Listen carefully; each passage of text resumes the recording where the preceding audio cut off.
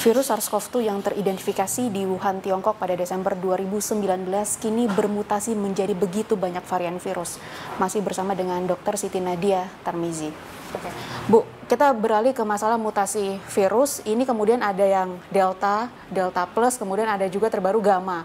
Nah, ini kemudian mana Bu sejauh ini yang sudah masuk terkonfirmasi ke Indonesia? Adakah kemudian penambahan varian baru yang masuk? Iya, sampai saat ini kan kita tahu ada 4 jenis virus yang menjadi perhatian WHO ya, yaitu Alpha, Beta, dan Delta ya. Untuk Indonesia sendiri kita sudah punya tiga tadi ya, Alpha, Beta, kemudian Delta ya. Sementara kalau untuk virus P1 atau yang dari Afrika, dari Brazil dan atau Jepang itu memang belum kita temukan ya. Nah, jadi memang yang saat ini banyak kita temukan dari hasil surveillance. Kembali lagi loh, ini bukan pemeriksaan rutin ya, bukan berarti semua spesimen positif diperiksa untuk whole genome sequencing, enggak. Tapi pada kasus-kasus tertentu, pada kondisi-kondisi tertentu kita melakukan pemeriksaan whole genome sequencing ya. Nah, ini dari hasil monitoring atau surveillance kita tadi, sebagian besar varian yang beredar ini adalah varian Delta, yaitu varian dari India. Nah, kalau terkait varian Delta Plus ataupun Gamma itu kan masih belum dikatakan oleh WHO sebagai varian yang mendapat atau harus diwaspadai ya, karena mengingat masih belum cukup bukti bahwa mutasi atau varian ini memberikan dampak ataupun memberikan gambaran yang berbeda terhadap perjalanan penyakit COVID-19. Nah, kalau varian India kan memang dikatakan dia lebih cepat menular, dan itu kita bisa lihat seperti di Kudus itu dalam waktu singkat ya, dalam 2 minggu itu kan orang banyak sekali yang menjadi positif ya.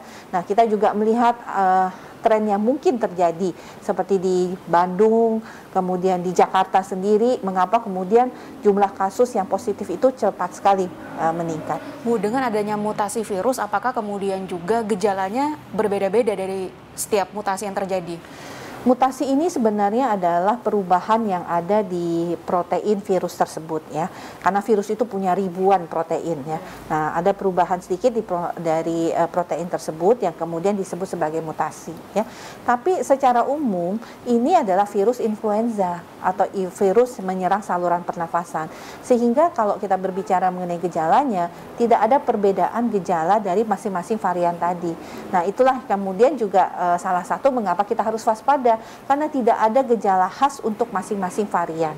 Jadi gejalanya masih sama, mulai dengan sakit kepala, badan rasanya pegel-pegel, sakit-sakit semua, kemudian batuk, pilek, demam, bahkan bisa diare ya. Beberapa orang mengatakan dia diare dulu 3 hari kemudian baru demam. Jadi diperkirakan saya cuman infeksi diare biasa ya, seperti mungkin sakit mencret biasa lah seperti itu ya kan, sehingga tidak berpikir bahwa dia COVID. Padahal saat ini semua gejala-gejala seperti itu harus dicurigai tetap apakah kita tertular COVID atau tidak. Karena tadi kalau kita deteksi cepat, maka kan kita bisa isolasi cepat, kita tahu bahwa kita positif, kemudian kita kan pasti mengurangi kegiatan kita, dan kita yang pasti adalah kalau kita deteksi cepat, semua penyakit kan kalau diketahui dengan cepat dia tidak akan menjadi berat kan. Nah, jadi kita bisa menghindari perburukan daripada kondisi gejala penyakit kita tadi. Jadi itulah mengapa penting apapun juga gejala yang dirasakan berbeda dari biasanya, kita berpikir dulu dan segera tes. Kalau kita tidak COVID, aman. Ini kemudian masyarakat bertanya, tes apa yang sekarang akurat untuk mutasi virus, apakah antigen akurat atau harus swab PCR, Bu? Kalau kita positif ya, untuk kemudian kita dirawat, itu kita harus periksa PCR ya. Nah, tapi masalahnya ada juga, kita tahu kalau positif antigen itu sudah pasti positif PCR-nya. Jadi kalau nggak ada gejala, isolasi aja mandiri ya, minum vitamin ya, pisahkan diri dengan keluarga, pakai masker terus di dalam rumah ya, tidak berlakukan interaksi dengan keluarga ya. Nah, tapi kalau kemudian kita negatif tapi badan kita ini rasanya kurang nyaman, tes PCR, karena mungkin saja dia belum terbaca dengan pemeriksaan antigen tadi. Tapi antigen dengan PCR itu sama baiknya. Ya Bu, ini dengan mutasi virus yang terus berkembang, kemudian ada klaim yang menyebutkan bahwa ketika berpapasan bisa tertular. Ini sebenarnya yang menyebabkan penularan ini apakah benar papasan juga bisa tertular atau tidak? Berpapasan itu artinya menunjukkan bahwa virus ini sangat cepat menular ya. Karena kita tahu bahwa virus ini 6 kali lebih cepat menular dibandingkan varian Alpha atau varian Inggris ya. Dia ini Delta. Varian Delta ini lebih cepat 6 kali menular dibandingkan varian Alpha. Sementara varian Alpha atau varian Inggris sendiri itu 4 sampai 5 kali lebih cepat menular dari varian yang asli. Nah, bisa bayangkan kan penularannya itu sangat eksponensial. Jadi dari studi yang dilakukan di Australia itu dikatakan bahwa dengan berpapasan saja itu memungkinkan Anda untuk terpapar atau tertular.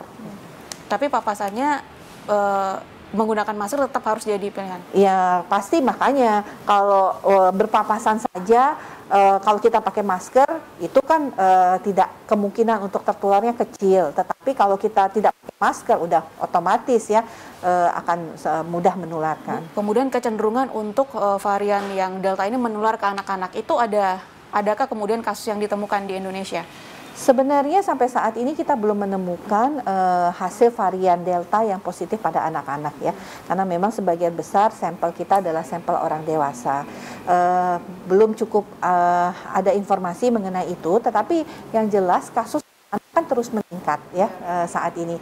Bisa juga karena kalau kita bandingkan dengan di Desember Januari itu kan kasus anak-anak lebih sedikit dibandingkan sekarang.